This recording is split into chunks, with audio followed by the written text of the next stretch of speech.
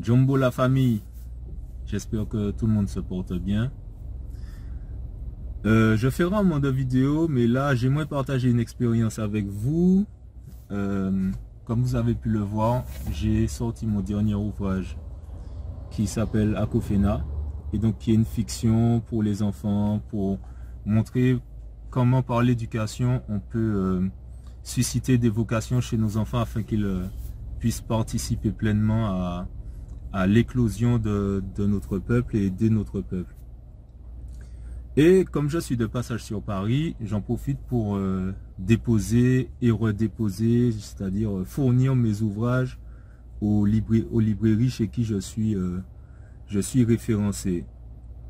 Donc Taméry, machin, etc. Et je suis allé à Présence africaine parce que je n'ai pu déposer mes ouvrages que il y a plus d'1 an, quand je n'avais écrit que Francotomie. Donc il n'avait que cet ouvrage là et il l'avait pris, et donc il n'avait pas Union de survie qui est sorti en 2023, et il n'avait pas Nyabinghi qui est sorti en début d'année, en janvier. Et du coup je suis venu avec mes ouvrages pour les proposer à la vente afin de faire un dépôt-vente, quoi. La dame, elle connaît Francotomie, donc elle le reprend automatiquement. Et puis elle regarde Akofena, machin, elle lit un petit peu la 4e, elle lit quelques pages, et puis elle passe à la suite. Et elle prend Nyabinghi, elle le lit, machin, etc. Elle lit Union de survie. Franchement, je passe 35 minutes dans la librairie parce que la dame, elle prend le temps vraiment de lire la 4e, de lire le plan et puis de lire quelques pages. Et ça m'a surpris d'ailleurs qu'elle prenne autant de temps pour se faire une idée. Et finalement, elle me dit, je vais prendre Akofena et Francotomie et Nyabinghi. Elle me dit, je vais pas le prendre. Elle me dit, je ne vais pas le prendre parce que j'ai lu quelques passages et je ne suis pas sûr que ça puisse plaire à la direction et en gros à l'image de Présence africaine. Donc c'est un livre qui parle de la situation coloniale la situation coloniale française dans la Caraïbe et en Guyane, et particulièrement en Guyane. Et c'est un ouvrage qui est entrecoupé avec des sortes de poésie, de slam, de choses comme ça, en tout cas de textes, où je dis clairement, en fait, on n'a pas à aimer la culture des Blancs, on n'a pas à aimer les Blancs. Pourquoi? Et d'ailleurs, le premier texte s'intitule « Pourquoi aimais-je les Blancs ?» Il y a un peu de provocation, mais il y a beaucoup de fond derrière cet ouvrage-là. Et finalement, la dame, elle me dit non, machin, ça va pas passer, etc. Je dis ok, écoutez, prenez ce qui vous semble intéressant pour votre librairie. Enfin, je ne vais pas faire un débat, je suis venu juste pour déposer des livres. Et le deuxième ouvrage, elle me dit, ouais, celui-là, je vais pas le prendre, ça me parle pas. Là-dedans, vous décrivez les femmes comme malléables et à la merci des hommes ou des blancs, machin, etc.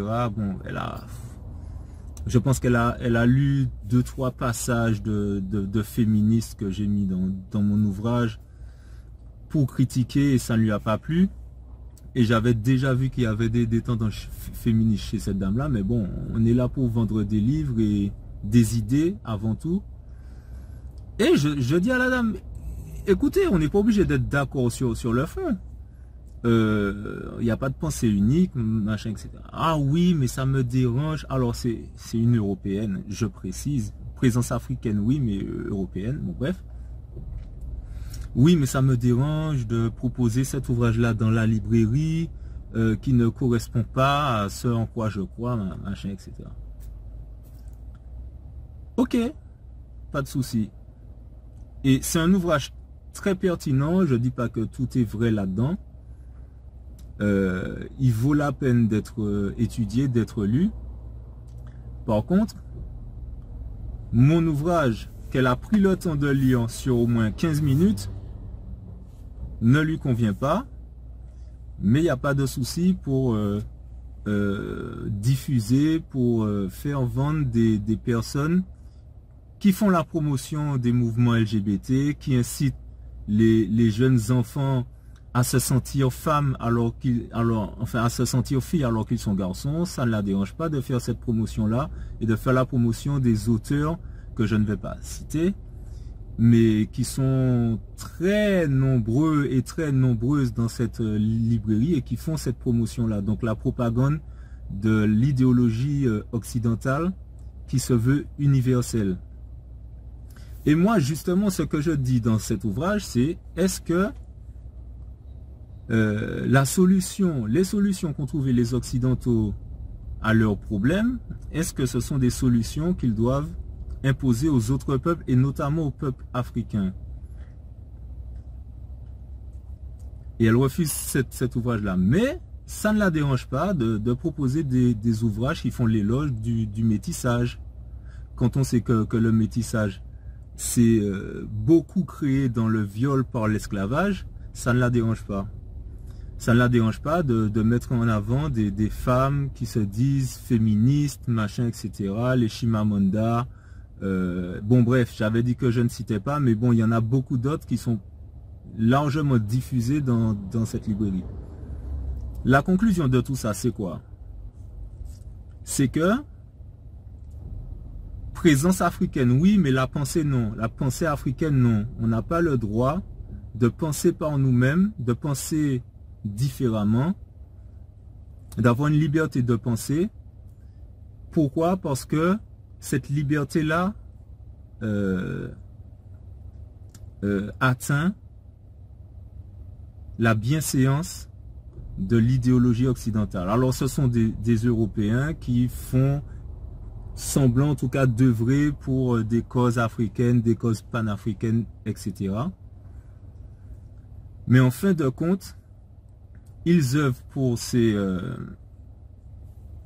mouvements-là dans la mesure et dans l'unique mesure où en fait le discours ne dérange pas ce que eux pensent qui est bon pour nous. Et nous, on n'a pas le droit de dire ce qu'on pense qui est bon pour nous. Et donc, ce n'est pas étonnant de voir les auteurs qui sont les mieux référencés dans cette librairie. Et je ne vais pas faire de la victimisation en me disant « Ouais, pourquoi Présence africaine ne me diffuse pas alors que moi, j'écris ». Non, c'est à nous de créer nos librairies réellement africaines pour que l'on puisse s'exprimer librement.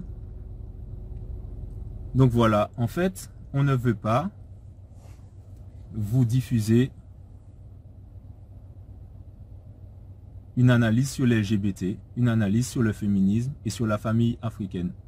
On ne veut pas vous donner cette analyse-là. On veut vous donner une analyse des personnes qui sont bien assimilées et qui ont bien intégré le discours féministe européen et qui retranscrivent en Afrique, machin, etc.